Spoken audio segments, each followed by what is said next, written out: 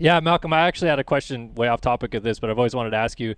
When you were riding for JDR KTM way back in the day, you were involved in like two of arguably the coolest video shoots that maybe we've ever seen. They're called Dream Ride. I was wondering if maybe you could just tell us a little bit about that experience, because I think you went to Australia for the first one and then Hawaii for the second one. And what was that whole thing like?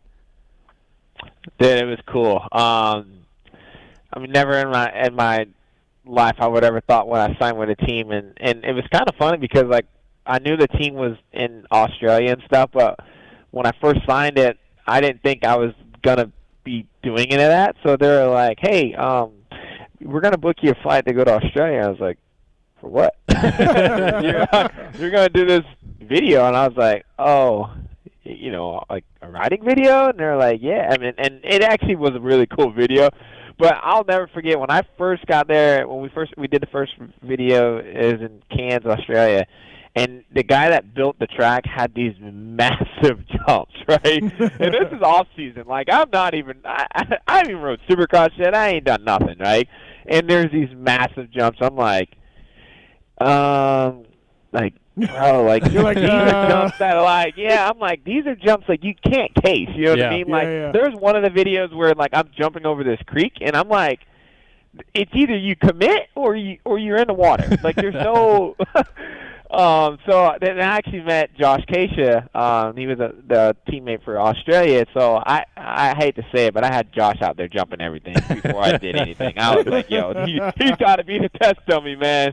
I'm sorry. So, but it was actually a really cool deal. And of course, working with Nate for as of now, he's our team manager now. So I think working with him from the past, knowing him a little bit, and then of course he did some amateur stuff. So we already had a really good connection from the past, and now that he's on the squad is even cool too.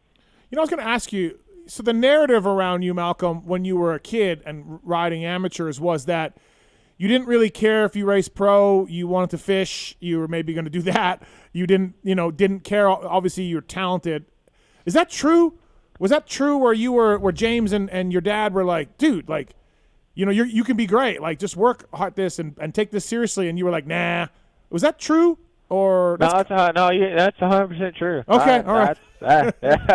I'm sure my sponsors aren't too stoked to even saying that, but we're talking about years later, guys. No, years ago. But right. no, I was like, dirt bikes. I'd rather do that. That's gonna be. I was like, well, my dad was like, it's almost like if you gave me an option, would you rather go to Bass Pro Shop or would you rather go to the dirt bike track? And I'll pick Bass Pro Shop every day. Okay, so I heard that. That was true then. Right, that was true. Yeah. And then, that's true. And then, so at what point, like right, your last year with Extreme Team Green Extreme, was that when things got serious, or? No, I was still on the fence then. Okay. I was still on the fence then. 2011, my rookie year. I said, all right. Like I kind of made my mind up. I was like, all right, I'm gonna go pro. Like, I'm just gonna do it for a year. And that's when I was pretty much crashing my brains out a lot, but I had some good results. Yeah. So I was like, this is kind of fun, Like, I got some people looking at me, that's kind of cool. Yeah. And then I did my my second year signing with first year signing with JDR, and that's when everything really took off. So pretty much 2011. When I realized, like, that Supercross is actually kind of cool. Like, Supercross outdoors, like, it's kind of cool at the pro level because, again, I watched my brother for so many years up and down. So, when a good's good, but when a bad's bad, he was like, dude, I don't want to be a part of that. When it's bad. So I was like, man, he's bummed out. I don't know if I want to do all of that. Right, so, right. You don't know, so, but yeah, that's pretty much my rookie year. I just said I was going to go pro. I was like, I'm just going to try it for a year. If I don't make out, it is what it is. I'll figure something else out. And then, here I am talking about years later. Yeah, now you're second in 450 Supercross points.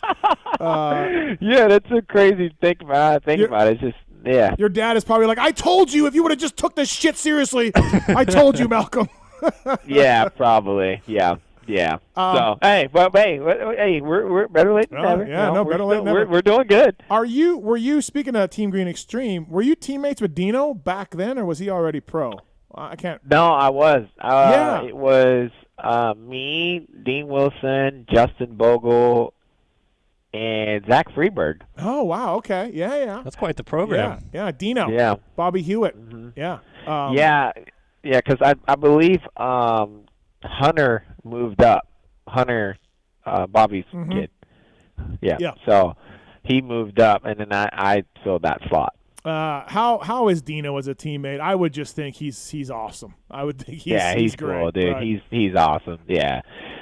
Dean, he's always he works hard. He does everything. You know, he's always I like him too because he's even a guy that like really good with just like helping out with. We're like struggling with the motorcycle or whatever. It's always good that because he's fairly good in the whoops and things like that. So, of course, he's a great rider. So it's always good to have somebody that's like up to date and try to see like perspective on things. So we definitely work together for sure. He had one race all year outside from 9th to 12th, and this weekend with everything that went on, he could have been right where JB was, 5th or 6th, right?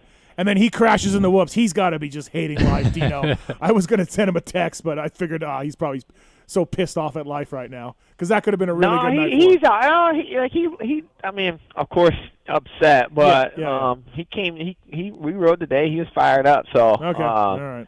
yeah, no, I mean, I guess I get it in those situations. Like, yeah, it's so easy. Just anything can happen, you know. But no, he works hard, man. He works really hard, and during the week, his race results aren't showing for how much effort that guy actually puts in. I promise you, because the dude kills it. Yeah, he's one of my favorite guys in the industry. I wish him nothing but the best. He's awesome. He gets it, man, for sure. Yeah.